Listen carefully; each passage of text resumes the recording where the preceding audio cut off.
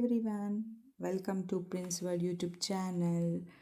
ಇವತ್ತು ನಾನು ಯಾವ ವಿಡಿಯೋ ಮಾಡ್ತಾಯಿದ್ದೀನಿ, ಯಾವ ವಿಚಾರದ ಬಗ್ಗೆ ಮಾತಾಡ್ತಾ ಇದ್ದೀನಿ ಅಂತ ನಿಮಗೆ ಡೌಟ್ ಇರ್ಬೋದು.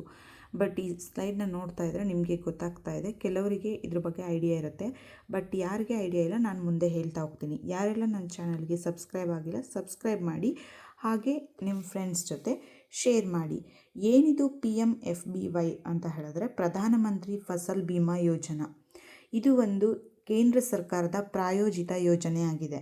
2016ರಲ್ಲಿ ಇದನ್ನ ಪ್ರಾರಂಭ ಮಾಡಿದರೆ ಕೇಂದ್ರ ಸರ್ಕಾರದ ಒಂದು ಬೆಳೆ ವಿಮಾ ಯೋಜನೆ ಅಂತ ಹೇಳ್ಬೋದು.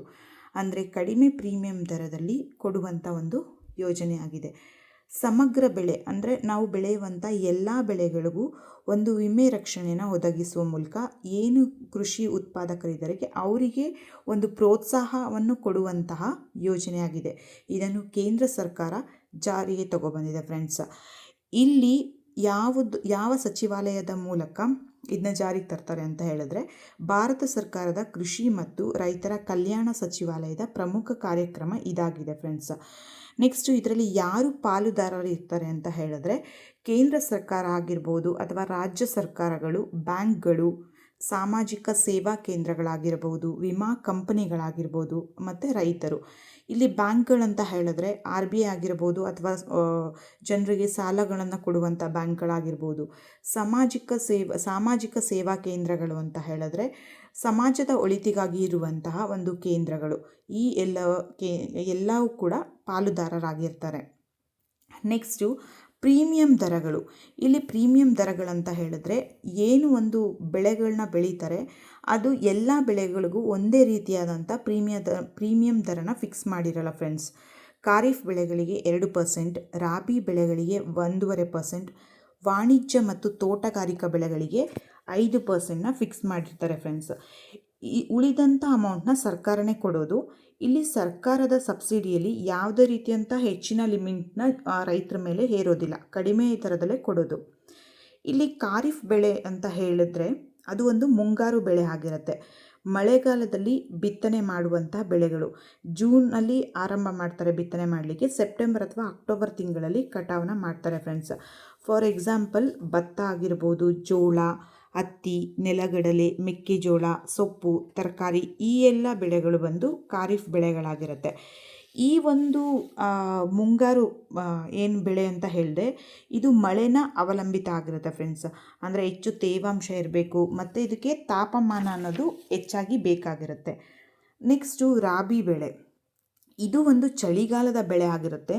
ಅಕ್ಟೋಬರ್ ನವೆಂಬರ್ ತಿಂಗಳಲ್ಲಿ ಬಿತ್ತನೆ ಮಾಡಿ ಮಾರ್ಚ್ ಏಪ್ರಿಲ್ನಲ್ಲಿ ಕಟಾವಿಗೆ ಬರುತ್ತೆ. ಈ ರಾಬಿ ಬೆಳೆಗಳಿಗೆ ಕಡಿಮೆ ತಾಪಮಾನ ಅಥವಾ ಕಡಿಮೆ ತೇವಾಂಶದ ಅವಶ್ಯಕತೆ ಇರುತ್ತೆ. ಫಾರ್ ಎಕ್ಸಾಂಪಲ್ ಈಗ ಗೋಧಿ, ಜೋಳ, ಬೆಳ್ಳುಳ್ಳಿ, ಸೊಪ್ಪು, ಕಬ್ಬು ಇವು ಒಂದು ರಾಬಿ ಬೆಳೆಗಳಾಗಿರುತ್ತೆ. ಕೆಲವೊಂದು ಸಂದರ್ಭದಲ್ಲಿ ಅಂದರೆ ಹವಾಮಾನಕ್ಕೆ ಅನುಗುಣವಾಗಿ ಕೆಲವು ಸೇಬು ಆಗಿರ್ಬೋದು, ದ್ರಾಕ್ಷಿ ಇಂಥ ಬೆಳೆಗಳನ್ನ ಬೆಳೀತಾರೆ.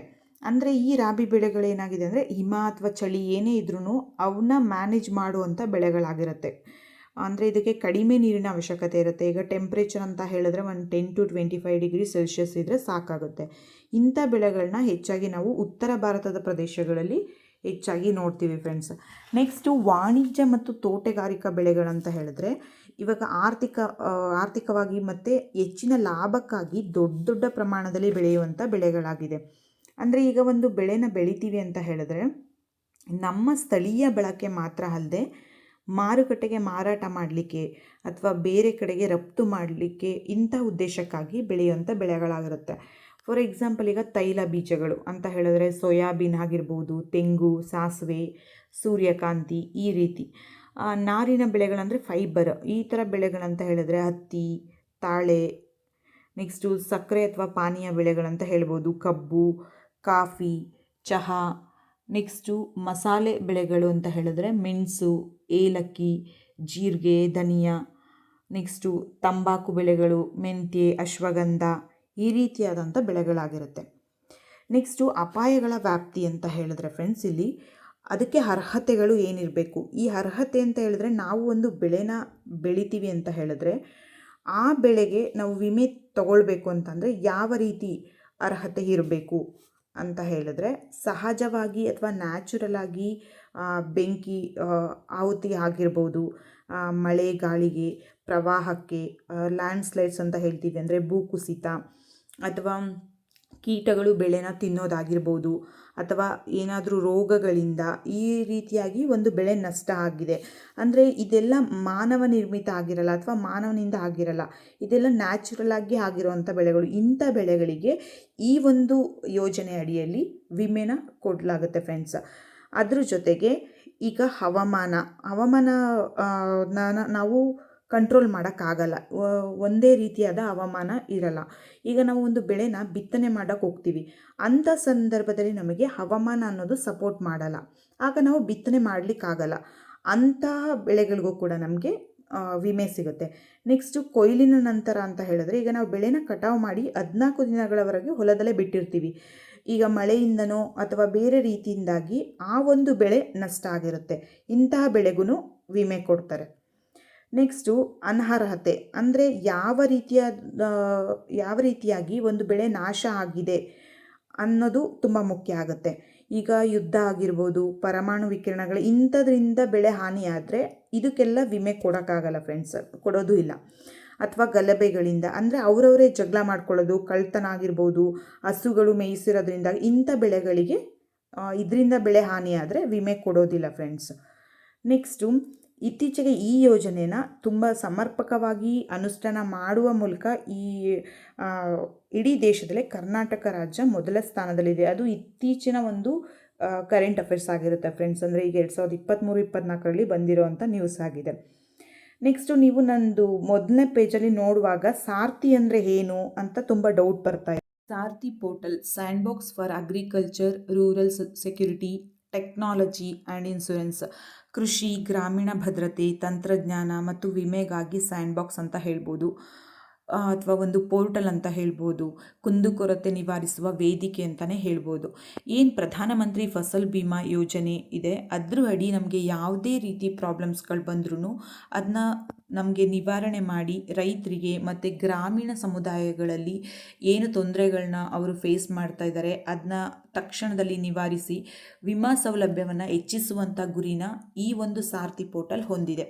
ಇದು ವಿಶ್ವಸಂಸ್ಥೆಯ ಒಂದು ಅಭಿವೃದ್ಧಿ ಕಾರ್ಯಕ್ರಮ ಆಗಿರುತ್ತೆ, ಅಂದರೆ ಸಮಗ್ರ ಡಿಜಿಟಲ್ ವಿಮಾ ವೇದಿಕೆ ಆಗಿರುತ್ತೆ.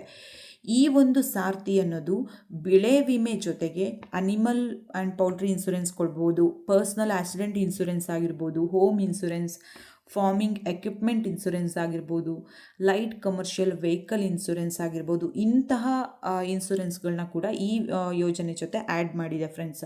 ಅಂದರೆ